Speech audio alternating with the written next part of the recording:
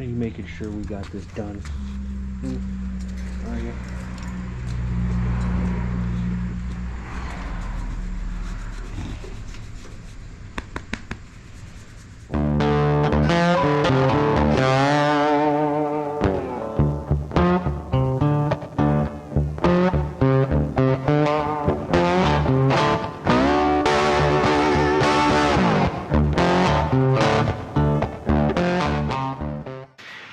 What's up, motherfoxers?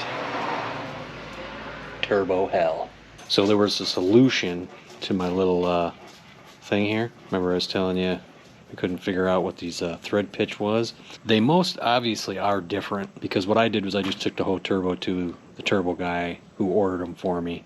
And I told him, I was like, hey, the other one came with a plug. We couldn't get it out because they stripped it. I said, I think it's a different thread pitch. I don't know. He's like, all right, hang on a second. He walks away, comes back with this, sticks it in there, twist right in. I was like, no way. He says, yep. I said, what? He goes, don't worry about it. I got him laying around. So he helped me out with that. So now we can tighten that up and be done with it. And then I can torque these things down because they're just sitting in there. I did get another, the other side kit. We'll probably replace that hose. Like I said, the back one is hard to get out. And then we'll start assembling these things. So I got the fittings for this. Like I said, we got the other set. And like I said, the only way to get these fittings is to buy the tubes with it too. So that's what I did. I'll get the other fittings in here and in here. Probably get that line on. Start putting this together. I did get the studs for the exhaust. We're going to have to cut the one off the driver's side. Debating on these. Don't know. It was a nightmare to get these off the other turbos to get this off, and then this one comes with that. Don't know. I mean, that looks new, if you ask me. So do these. So I don't know. We might leave them on there. These things are not cheap, guys. I looked and looked trying to find these things cheaper than what they were. That right there, 2 bolts, 2 studs, 2 nuts, $26. Give me a fucking break. $26? These were made in India, not China. Tariff City, I guess. Alright, everything's torqued down. Got some grease in there to help it connect up. We're going to do the passenger side first, because the line that goes to, I believe, yeah, the top of it, the top coolant line, is in the way. I have no idea how this is going to go. I'm sure a few choice cuss words are going to happen because of it. This came with this on it. This gasket looks new. We're going to leave it. This, yeah, I don't know what we're going to do, because there's going to be so much jostling around. We chose to do this one first. I did, because I want to get the most pain in the ass one done, because there's so much room over on the driver's side for that. I don't know what I'm going to do here. I just put an M on there for manifold side, so I know which way it goes. We got to first get it in there, man. And as I'm trying to get this in, at the same time, I'm trying to get the coolant line in the back of it. None of this you're going to be able to see. I got to make sure that thing clicks in there. Like I said, got the grease to help it go in. Clean the ends of them off. I did not replace that line, guys, just simply because it looked good, and 2, I put the manifold on already. All right, we got it in there. I mean, what a pain in the ass this side is, especially with this line here. This one isn't the problem, it's the back one. We cannot get fasten around that flange. I'll go in there and show you what I'm talking about. It's just, I don't know, it's got to come in. So I'm going to tighten these bolts to draw it back, see if we can't pry it in there. It's just being a pain in the ass right now, man. See it right there? There you go. That's what we're trying to get into that hole. The flange is just out, so I'm going to try to tighten those turbo manifold bolts up to see if we can't draw it in and then try to pry it in there. It's got like another 1/4 to 3/8 of an inch to go, but that's what I'm talking about, man. All right, everything is torqued down on both sides. Last time I said anything about this, that coolant line was giving a shit. We couldn't get it on there, so we ended up having to unbolt the mounting bolts off to push the turbo onto it. We fiddled with that thing probably like, I don't know, an hour trying to get it on. It's ridiculous. The other side's done too. Everything's back together. I just gotta start it now. and hopefully nothing leaks. We put more antifreeze in it. The one coolant line that it was leaking out of was the one back there, and I put a new one on the back side. That's where it was all coming out when we detached everything. All I got is inch pounds that go up to about 20 foot-pounds to do the crush washers on those plugs. Hopefully that's enough. If not, we'll be pulling these right back off, which is just a nightmare. Hopefully everything goes good. And here we are.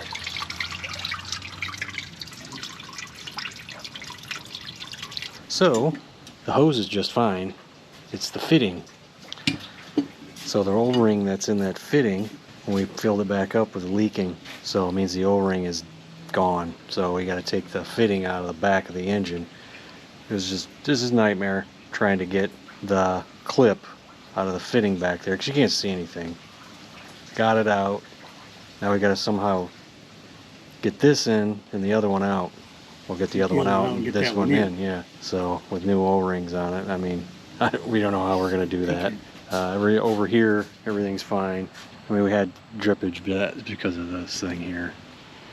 This thing likes to leak from time to time, the hose that comes from the reservoir. But that's where it was leaking down, and it made its way down to the back. So, and then we found it leaking over there. It's just, oh my god. Gang, look at that. See the old one on the left side here, the O-ring inside you can't hardly see because it just flattened out. And the new one here, you can totally see it. That's what our problem was. So after fighting that coolant line over there for a long time, we got it done. So far, no leaks, but we'll see. About ready to start this piece of crap. And I had an oxygen sensor. Was tripping a check engine light. They're both brand new. I have no idea why. But Ford charges you, see this? $86 for the passenger side. Notice the wire. See, it's not very long. $76 for the left. Notice how long the wire is. It's longer. Guy at the parts store said, well, it's probably got different materials in it and blah blah blah. I looked at him, I said, dude, it's the big three. And he laughed and he said, yeah, you're right. So we'll see what happens.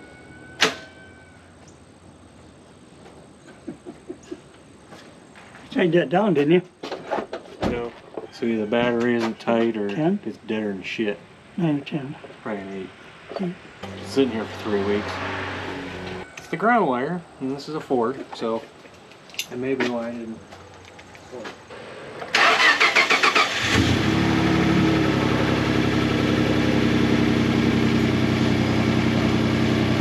Oh, start out,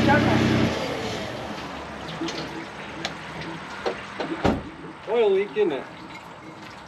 Yeah, buddy. Major oil leak. I knew it. I said that fitting wasn't right. All right, oil leak city on the passenger side. So my dad was down there and he was tightening those bolts up, and he said, I got them as tight as I, feel safe to going. They said there's 6 foot-pounds plus 30 degrees, whatever the fuck that means. Probably like quarter turn or something. But when I got underneath there, you could see that the oil, where it was supposed to be flat, on one side there's 2 bolts that go on this, so one side was obviously not flush. And he said they were tight, and then when I seen that gap, I turned my head another way. It looked like it was flat. So I'm taking my dad saw that angle and thought it was flat. It obviously looked flat. But then you turn your head around and it wasn't. That bolt got hard on him, so I pulled it out.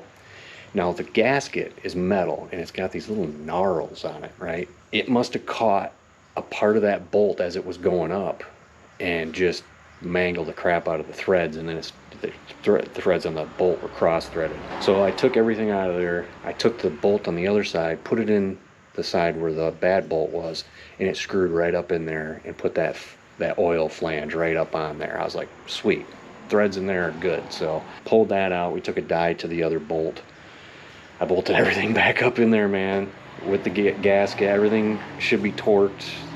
I'm gonna go check the other side now. He said that was leaking too, not nowhere near as bad, I'm gonna go check it. I didn't notice anything coming out of that side, so I'm gonna go check it and see what's up. I mean, maybe it just needs to be tightened. I'm not sure, but he said he got them tight. But they're only 6 foot-pounds, which is weird. It's not a lot. And I've seen people put a little too much torque on those little bolts. They got big heads, but a little tiny bolt inside.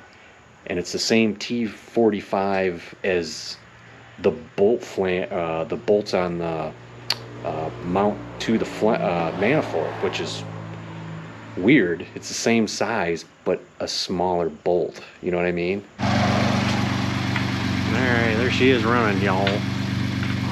She's gonna smoke.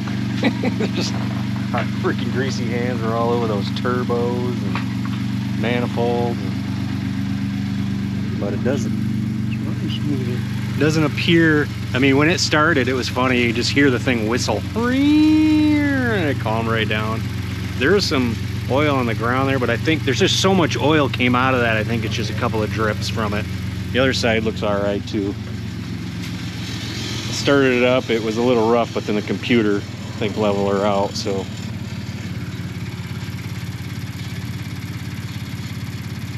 I guess we put the wheels on her and take her for a whirl, I guess, and hopefully everything stays okay. Like I said, the check engine light is on in this, and that's because, you know, it could be the other two oxygen sensors that are in the catalytic converters. Those are the cheaper ones. I think you can get them for like 50 bucks a piece or something. Well, about 55 bucks a piece, but we're gonna clear it with our scanner, and maybe it'll go away. I mean, I kept doing that with the other one too, when the other ones were in there. Are they gonna work? I don't know.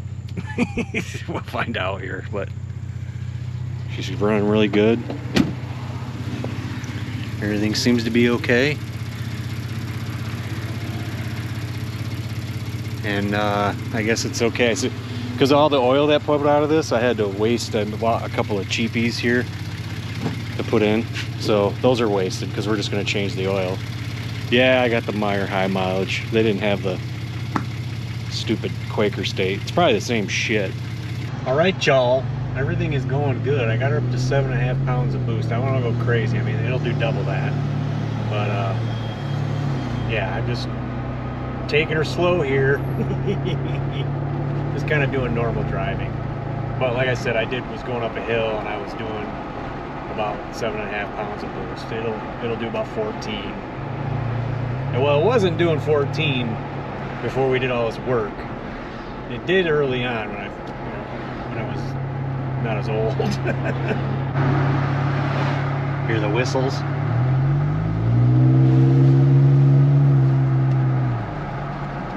We got 12.1 pounds that time. It's on my radio. It's hooked into my truck. Truck's back in the driveway after that little jaunt. I'm gonna let it sit overnight, and we'll come out tomorrow and cinch a couple of all 3 of the manifold bolts to the turbo. There you go, man. It made it up to 12.1 pounds I seen on the little gauge there. We got underneath it, nothing on the passenger side. There's a drip. Well, it's not even a drip, it's just there's accumulation of oil up on the driver's side. I didn't wipe it off when I was in there and gave them an extra tighten, you know, when we did the first run on it. When we did the first, you know, just starting it up and letting it idle there. I didn't get my hand up in there because, you know, the downpipe's right there and it's hot as shit. So I didn't want to burn myself, so I didn't wipe any of it off. It could be from that, I don't know. But if that's what it's doing, it may need to be heated, and then those bolts need to be torqued just a little bit more. We did have to take a die to them, and I don't think they had locking threads in them or anything like that, but I would call that fixed. I'll let you guys know if anything else happens. I learned a lot from this. Could I do this again? Yes. Am I? No. There are no turbo vehicles in my future ever again. Ever again. These engines run fantastic. They pull and they run great. It's just working on them is a nightmare. And if I had a Coyote, I wouldn't have to replace turbos. So, you know, if I had to change a timing chain set, hey, no big deal. But because you're not tearing half the engine apart to do that. On here you're taking out the intake, obviously, but you're also taking all this turbo tubing out of there to get it out of the way. It's just, turbos take up too much real estate, and they're a nightmare, and they're high maintenance, and I don't want to deal with it anymore. So that will be the last turbo vehicle I have. As far as boosting my Mustangs, I'd go supercharger. So anyway, guys, thanks for watching me. I know a lot of people don't like watch my channel when I'm doing Ecoboost stuff, but thanks for watching if you did. Later.